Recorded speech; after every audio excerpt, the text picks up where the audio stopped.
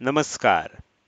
Share market Marathi या YouTube चॅनलवर आपल्या सर्वांचं हार्दिक स्वागत. आजच्या व्हिडिओमध्ये आपण गुरुवार दिनांक 8 ऑगस्ट 2024 साठीचं इंडेक्स व स्टॉकचं विश्लेषण करणार आहोत. मात्र या विश्लेषणाला सुरुवात करण्यापूर्वी आपल्या सर्वांना एक नम्र सूचना आहे, ती म्हणजे या व्हिडिओच्या डिस्क्रिप्शनमध्ये आपण शेअर मार्केट मराठीच्या व्हॉट्सअप, टेलिग्राम आणि फेसबुक ग्रुपच्या लिंक दिलेल्या आहेत. तुम्ही ते ग्रुप जॉईन करू शकता. त्याचसोबत आपण तिथे शेअर मार्केट मराठीच्या वेबसाईटची लिंक सुद्धा उपलब्ध करून दिलेली आहे. आपण आपल्या वेबसाईटला अवश्य भेट द्या. या महत्त्वाच्या सूचनेनंतर आता आपण आपल्या मूळ विषयाकडे परत येऊया आणि आज बुधवारी इंडेक्समध्ये कशा प्रकारे मूव्हमेंट झाली व उद्या गुरुवारी कशा प्रकारे होऊ शकते याचं विश्लेषण करण्यासाठी डायरेक्टली जाऊया चार्टवर. आणि इथे मी निफ्टीचा 15 मिनिटाचा चार्ट ओपन केलेला आहे. आपण काल जे विश्लेषण केलं होतं त्यामध्ये वरच्या बाजूला 24,075 ही इम्पॉर्टंट लेवल दिली होती. खालच्या बाजूला 23,950 ही इम्पॉर्टंट लेवल दिली होती. मात्र आज जर तुम्ही बघितलं तर आज आपल्याला 24,280च्या वर आपल्याला गॅप अप ओपनिंग बघायला मिळालं. खूप जास्त गॅप अप ओपनिंग आज आपल्याला निफ्टीमध्ये बघायला मिळालं. आता तुम्ही जर बघितलं तर ह्यापूर्वी काल सुद्धा आपल्याला गॅप अप ओपनिंग बघायला मिळालं होतं. इथे आपल्याला थोडंसं मार्केटमध्ये कामकाज कसं चालतं हे समजून घेण्यासाठी मी थोडंसं कंपॅरिझन करणार आहे. काल ज्या वेळेला गॅप अप ओपनिंग झालं त्यानंतर काय झालं, शॉर्ट कव्हरिंग आलं, थोडंसं वर गेलं, एक हाय बनवला आणि त्यानंतर आपल्याला लक्षात येईल की स्ट्रेट फॉरवर्ड आपल्याला सेलिंग पुन्हा कंटिन्यू झालेलं बघायला मिळालं. आणि हे सेलिंग एवढं कंटिन्यू झालं आणि त्याच्यानंतर इतकं खाली आलं की आदल्या दिवशीचं जे काही क्लोजिंग होतं त्याच्या आसपास किंवा त्याच्या थोडंसं खालच्या बाजूला आपल्याला चार्टवर क्लोजिंग बघायला मिळालं. म्हणजे इथे काय लक्षात आलंय की गॅप अप जरी ओपन झालं, थोडा वेळ शॉर्ट कव्हरिंग झालं, मात्र पुन्हा सेलिंग होऊन खाली आलं. आता इथे आणखीन एक महत्त्वाची गोष्ट आपल्याला लक्षात ठेवायची आहे. मी थोडंसं झूम आउट करतो आणि तुम्हाला दाखवायचा प्रयत्न करतो की आदल्या दिवशी जे आपल्याला इथे परवाच्या दिवशी बघितलं तर लो साधारणपणे इथे बनलेला होता. त्यानंतर बघितलं तर लो थोडासा वर बनला. मात्र क्लोजिंग कालच्या म्हणजे ह्या आदल्या दिवशीच्या पेक्षा कालचं क्लोजिंग थोडंसं खाली झालं. मात्र त्याच्या अगेन्स्ट आज काय झालं बघा, आज आपल्याला गॅप अप ओपन झाल्यानंतर एकदा सेलिंगचा प्रयत्न झाला, बायरनी पुन्हा वर नेलं आणि हे पुन्हा वर नेताना काय केलं बघा, जिथून सेलिंग आलेलं होतं त्या लेवलचे वर न्यायचा प्रयत्न झाला. पुन्हा एकदा सेलरने खाली आणलं. ह्या आपले जी तिसरं टार्गेट लेवल होती त्याचा बराच काळ सपोर्ट घेतला, इथे ब्रेक होतोय असं दाखवलं आणि पुन्हा आपण वर जाऊन जवळजवळ डे हायच्या आसपास आपल्याला क्लोजिंग आलेलं आहे. जवळजवळ म्हणतो, एक्झॅक्टली नाही, कारण डे हाय आपल्याला इथे होता, तर त्यामुळे त्याच्या थोडंसं खाली आपल्याला क्लोजिंग आलेलं आहे. तर हे बघता आपल्याला काय लक्षात येतंय की हे जे काय आपल्याला गॅप डाऊन होऊन सेलिंग झालं होतं त्यानंतर पुन्हा सेलिंग झालं होतं, आता हळूहळू आपल्याला असं लक्षात येते की लो इथे बनला. सगळ्यात पहिला लो इथे होता, दुसऱ्यांदा काल लो इथे होता आणि आज लो वर, म्हणजे लो आपल्याला हळूहळू वर बनताना दिसत आहेत. आणि आपण हे जे काही मोठं सेलिंग झालं होतं त्यातनं हळूहळू रिकव्हरी करण्याचा प्रयत्न करतोय. म्हणजे हे दोन्ही दिवस सेलिंग होऊन आपण खालच्या दिशेनं क्लोज केलं. आज आपल्याला जरी सेलिंग झालं तरी आपण पुन्हा वरच्या दिशेला जाऊन क्लोजिंग दिलंय. तर हे झालं आपल्याला निफ्टीमध्ये आज दिवसभरामध्ये कशा प्रकारे मूव्हमेंट झाली. आता येणाऱ्या काळात कशा प्रकारे होऊ शकते हे समजून घेण्यासाठी इथे आपल्याला एक गोष्ट लक्षात घ्यायची आहे की इथे मी तुम्हाला थोडंसं आणखीन झूम आउट करून दाखवतो. तर ह्या आसपास जर बघितलं तर आपल्याला एक गॅप तयार झालेली आहे. म्हणजे जर आपण प्रॉपर पद्धतीनं अशी स्ट्रेट लाईन काढली तर तुमच्या लक्षात येईल की ही एक रेझिस्टन्स लाईन आहे आणि इथे जर बघितलं तर साधारणपणे ही लेवल आहे. म्हणजे खालच्या बाजूला इथे 24,350 आणि वर 24,700च्या आसपास. अशा प्रकारे ही जी गॅप बनलेली आहे, ही गॅप आता आपल्याला रेझिस्टन्स म्हणून काम करणार आहे. म्हणजे जेव्हा जेव्हा निफ्टीमध्ये आपल्याला तेजीचा प्रयत्न होईल तेव्हा तेव्हा ही गॅप आपल्याला रेझिस्टन्स म्हणून काम करणार. आता 350 ते 700 म्हणजे 350 पॉईंटचा आपल्याला ही गॅप आहे अंदाजे. तर काय होऊ शकतं, आपल्याला त्याच्या सेंटर पॉइंट पर्यंत म्हणजे साधारण 24,500 पर्यंत निफ्टी काय करू शकतं, नक्कीच तेजी करू शकतं. म्हणजे आता जर इथून तेजी व्हायला लागली तर आपल्याला आता जे दिसतंय ते 24,500 पर्यंत तरी आपण नक्कीच जाऊ शकतो. अशा प्रकारचं चित्र आपल्याला आता दिसायला लागलेलं आहे. तर हे झालं आपल्याला ह्या चार्टवरनं काय काय गोष्टी लक्षात येत आहेत. आता आपण थोडंसं काय करूया, डेली टाइम फ्रेम मध्ये जाऊया, म्हणजे निफ्टीचा चार्ट आणि थोडासा व्यवस्थित समजून घेता येईल. तुम्ही इथे बघितलं तर तुम्हाला लक्षात येईल की इथे काय झालं होतं, गॅप डाऊन ओपन झालं होतं आणि हा जो आपल्याला इथे 24,350 च्या आसपास जो हाय बनलाय आणि इथे 24,700 च्या आसपास हा जो लो आहे, ही गॅप आहे. आणि आपण मागचे 3 दिवस वरच्या बाजूला जायचा प्रयत्न करतोय, म्हणजे 24,350 च्या दिशेनं जातोय. 24,350 च्या वर जोपर्यंत एकदा क्लोजिंग येत नाही, तोपर्यंत काय होणार नाही, आपल्याला मार्केटमध्ये आता तेजी होणार नाही. त्यामुळे एखादा दिवस आपल्याला वाट बघावी लागेल की इथे साधारणपणे 24,350 किंवा 24,400 ह्याच्या वर आपल्याला काय आलं पाहिजे, क्लोजिंग आलं पाहिजे. जोपर्यंत ह्याच्या वरचं क्लोजिंग येणार नाही, तोपर्यंत आपल्याला ही जी गॅप आहे, ही त्या दिशेनं आपल्याला गॅप भरण्याच्या दृष्टीनं आपल्याला मार्केटमध्ये तेजी होणार नाही. तर ह्या दृष्टीनं आपल्याला आता ह्या सगळ्या लेवल ज्या आहेत ह्या लक्षात ठेवायच्या आहेत. आता तुम्ही काय करू शकता, इथे सुद्धा आपल्याला फिब रिट्रेसमेंट लेवल लावता येतात. म्हणजे जर समजा आपल्याला तेजीचा विचार करायचा असेल, तर मला इथे काय करावं लागेल, फिब रिट्रेसमेंट लेवल लावावी लागेल. आणि ही फिब रिट्रेसमेंट लेवलमध्ये जर तुम्ही बघितलं तर तुम्हाला इथे लक्षात येते, इथे रेजिस्टन्स का घेतला जातोय तीनही दिवस, 24,350 च्या आसपास का रेजिस्टन्स आहे, तर ती 38.2% ची लेवल आहे. 50% ची लेवल कुठे आहे, तर 24,486 च्या आसपास आहे. त्यामुळे इथून इथपर्यंत जाऊ शकतं. ही जर ब्रेक झाली लेवल 50% ची, तरच आपण आणखीन वर जाऊ शकतो 61.8% पर्यंत, म्हणजे 24,625 पर्यंत.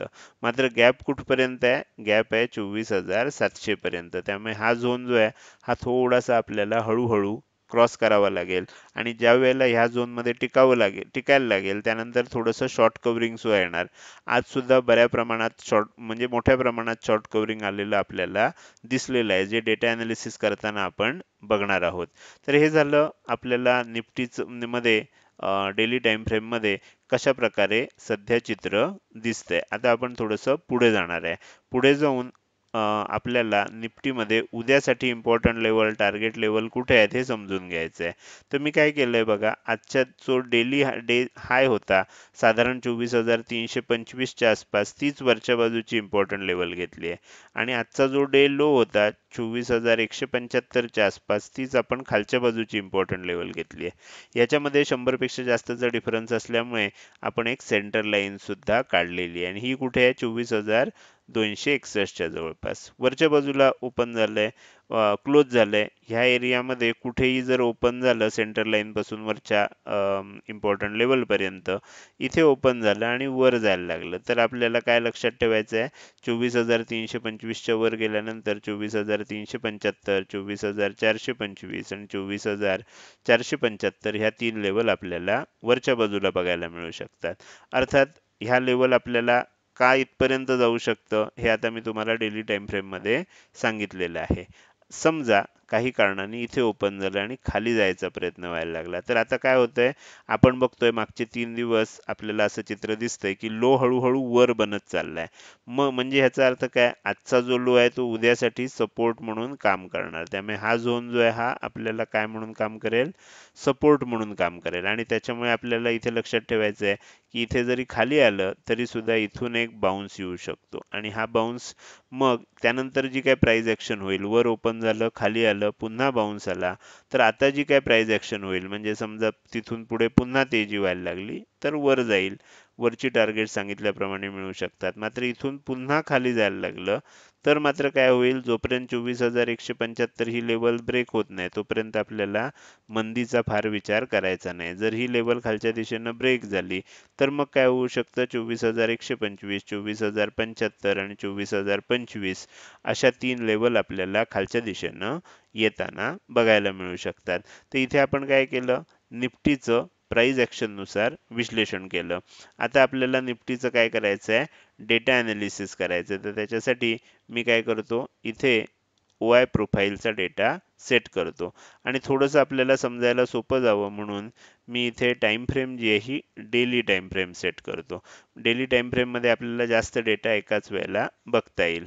आता इथे जर तुम्ही बघितलं तर आपल्याला सर्वाधिक रेजिस्टन्स कुठे दिसतोय? 24,800 ला दिसतोय. त्याच्यावर आणखीन वर गेला तर तुम्हाला 25,000 ला पण दिसणार आहे. पण 25,000 खूप लांब आहे, त्यामुळे उद्याच्या एक्सपायरीच्या दृष्टीने बघायला गेलं तर 25,000 ला काही किंमत नाही आहे, म्हणजे हे खूपच लांब आहे. त्यानंतर 24,800 बघायला गेलं तरी खूप लांब आहे. मग त्यातल्या त्यात कुठे दिसतोय आपल्याला? 24,500. 24,500चा रेझिस्टन्स ही आपल्यासाठी एक रिलेव्हंट गोष्ट आहे. म्हणजे 24,500 ला असणारा जो रेझिस्टन्स आहे, कारण 24,500 पर्यंत आपलं टार्गेटच आहे, त्यामुळे इथपर्यंत तरी नक्कीच जाऊ शकतं, हे आपल्याला कळलेलं आहे.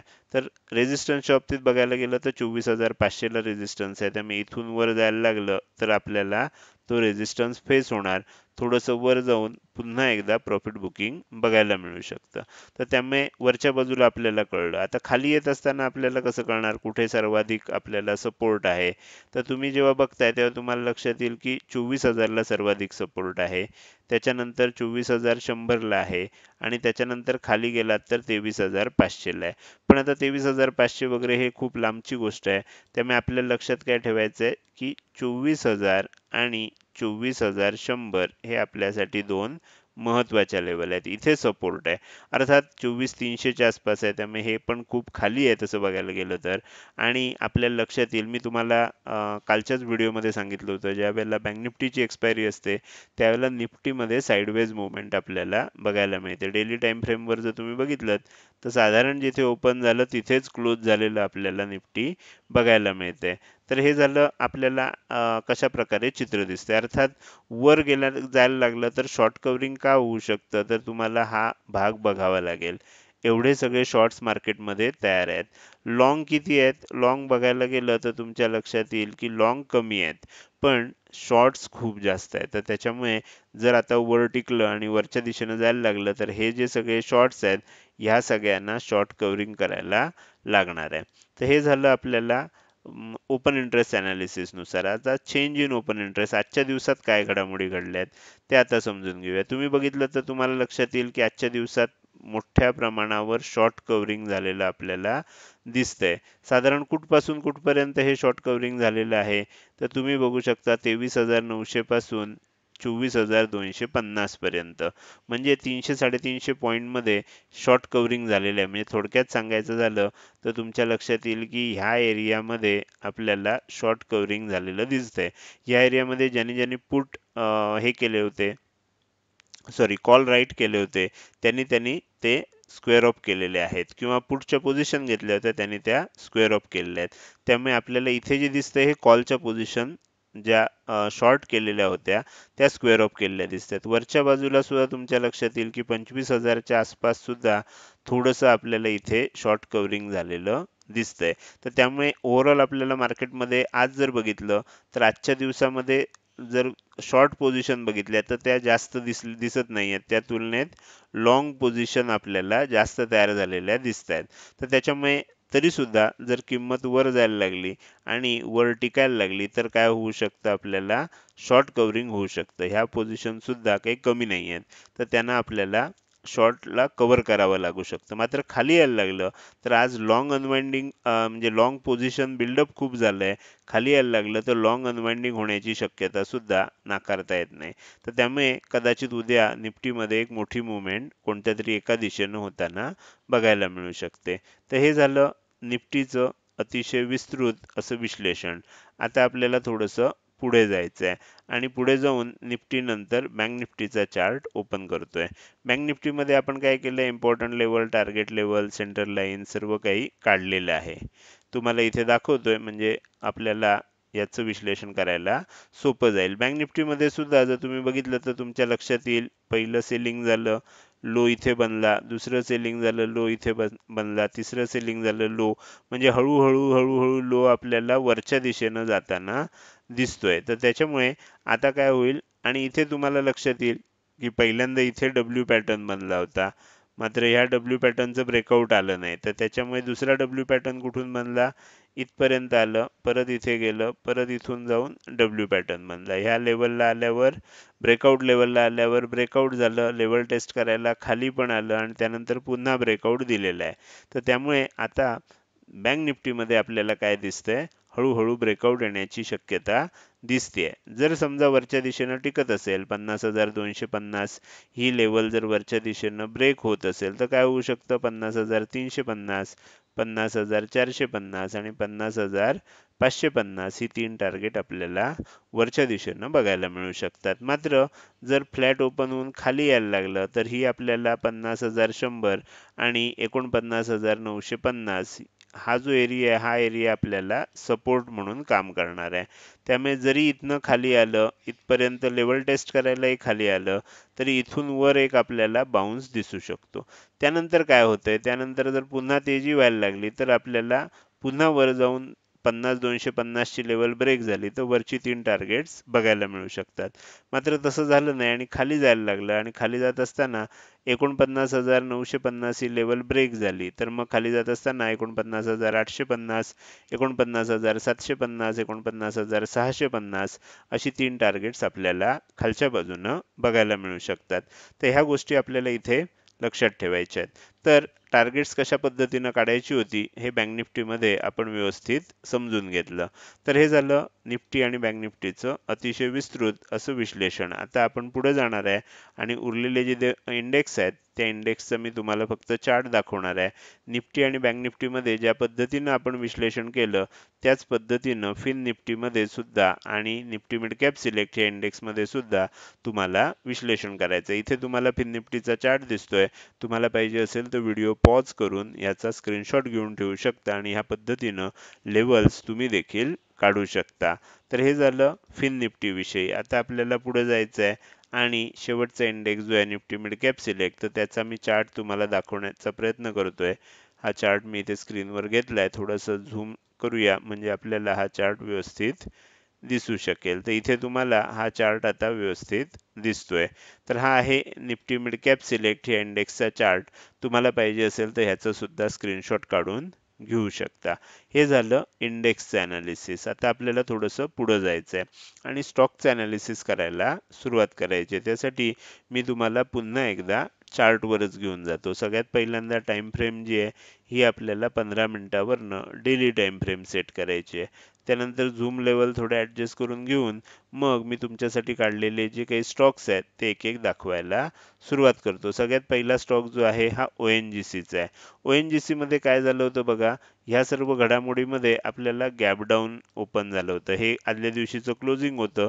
सोमवारी जर तुम्ही बघितलं तर सोमवारी तुमच्या लक्षात येईल की इथे गॅप डाऊन ओपनिंग झालं. त्यानंतर या आसपास हाय बनवला आणि सेलिंग आलं होतं. मात्र आता आपल्याला असं लक्षात येते की ही जी बनलेली गॅप होती ही आज आपण भरून काढली आहे. ONGC मध्ये 330च्या वर जर हा स्टॉक टिकत असेल तर 333, 340 आणि 345 अशी तीन लेवल्स किंवा तीन टार्गेट्स आपल्याला वरच्या दिशेनं बघायला मिळू शकतात. तर ह्या पद्धतीनं आपण बघू शकतो. किंवा तुम्हाला जर थोडंसं आणखीन ह्याच्यामध्ये विश्लेषण जास्त खोलवर करायचं असेल तर तुम्ही इथे काय करू शकता, इथे तुम्ही फिब रिट्रेसमेंट लेवल लावू शकता. तर ते इथे मी फिब रिट्रेसमेंट लेवल लावून दाखवतोय. तुमच्या लक्षात येईल की ह्या ठिकाणी काय होतं, रेझिस्टन्स का घेतला तर 38.2% ची लेवल होती. इथे काय होतं 50% ची लेवल होती. इथे रेझिस्टन्स का घेतला, दोन कारण आहेत. एक म्हणजे ही जी गॅप तयार झाली होती ही अशी आपल्याला इथे गॅप तयार झाली होती. मात्र आणि दुसरी गोष्ट होती 61.8% ची लेवल, 330च्या आसपास असणारी ती लेवल आहे. त्यामुळे आज ONGC या स्टॉकनं 330च्या आसपास आपल्याला रेझिस्टन्स घेतलेला दिसतोय. येणाऱ्या काळात हा जर लेवल ब्रेक केली तर वर जात असताना 333, 336, 340 आणि 345 अशी अनेक वरची टार्गेट्स बघायला मिळू शकतात. स्टॉकचं नाव आहे ONGC. दुसरा ही झाली सरकारी कंपनी. सेम दुसरा स्टॉक आहे कोल इंडिया. कोल इंडियामध्ये पण सेम त्याच पद्धतीचं चित्र दिसतंय. त्यामुळे कोल इंडियामध्ये सुद्धा आता तेजी होऊ शकते आणि 543 जवळ असणारं हे जे टार्गेट आहे कोल इंडियामध्ये येऊ शकतं आणि 543, 545च्या वर टिकायला लागलं तर हळूहळू 600च्या दिशेनं कोल इंडियाची वाटचाल सुरू होऊ शकते. तर हा झाला दुसरा स्टॉक. तिसरा स्टॉक आहे बलरामपूर चिनी. ही चिनी मिल कंपनी आहे, म्हणजे साखरेचा कारखाना असणारी कंपनी आहे. याच्यामध्ये सुद्धा आता एन शेप ब्रेकआउट येतोय बघा. तेजी झाली, त्यानंतर एक सेलिंग झालं आणि आता एन शेप बनलेला आहे. येणाऱ्या काळात 494 495 च्या वर जर म्हणजे जर याची किंमत टिकली तर काय होऊ शकतं, आपल्याला येणाऱ्या काळात एक मोठी तेजी होताना बघायला मिळू शकते. तर त्यामुळे 494 च्या वर टिकलं तर बलरामपूर चिनी या स्टॉकमध्ये आपल्याला मोठी तेजी बघायला मिळू शकते. आपण पुढे जाऊया आणि शेवटचा जो स्टॉक आहे तो घेऊया. त्या स्टॉकचं नाव आहे आरती इंडस्ट्रीज लिमिटेड. आरती इंडस्ट्रीज लिमिटेडमध्ये सुद्धा आपल्याला लक्षात येईल की मागच्या 2-3 दिवसापूर्वी चालू असलेलं जे सेलिंग आहे ते आता हळूहळू थांबतंय आणि आरती इंडस्ट्रीजचा स्टॉक पुन्हा एकदा ब्रेकआउट जवळ आलेला आहे. अर्थात हा सुद्धा एन शेप ब्रेकआउट आहे. त्यामुळे 757 च्या वर जर हा स्टॉक टिकला तर 770 रुपयापर्यंत आणि 770 नंतर 785 रुपयापर्यंत हा स्टॉक आपल्याला वर जाताना बघायला मिळू शकतो. स्टॉकचं नाव आहे आरती इंडस्ट्रीज. तर हे झालं इंडेक्स बरोबरच स्टॉकचं विश्लेषण. हे विश्लेषण तुम्हाला कसं वाटलं? जर हे विश्लेषण तुम्हाला आवडलं असेल तर नक्कीच तुम्ही या व्हिडिओला एक लाईक करू शकता आणि कसं वाटलं हे कमेंट सेक्शनमध्ये टाईप करून सांगायला अजिबात विसरू नका. लक्षात ठेवा, तुमची एक लाईक आणि एक चांगली कमेंट हीच माझ्यासाठी प्रेरणा असते, ज्याच्या सहाय्यानं रोजच्या रोज हे विश्लेषणाचे व्हिडिओ मी बनवत असतो. त्यामुळे व्हिडिओ आवडल्या लगेच लाईक करा. कसा वाटतोय, काही सूचना असतील तर त्या कमेंट सेक्शनमध्ये अवश्य सांगा. त्याचसोबत हा व्हिडिओ तुम्ही अजूनपर्यंत बघताय आणि अजूनही जर तुम्ही शेअर मार्केट मराठी या आपल्या यूट्यूब चॅनलला सबस्क्राईब केलं नसेल तर कृपया सबस्क्राईब करा आणि शेजारी असणाऱ्या बेल आयकॉनला क्लिक करून ऑल असं नोटिफिकेशन निवडा. म्हणजे इथून पुढे रोजच्या रोज येणारे हे विश्लेषणाचे व्हिडिओ मी अपलोड केल्या केल्या तुम्हाला विनाविलंब बघता येतील. आजच्या व्हिडिओमध्ये मी इथेच आपली रजा घेतोय. धन्यवाद.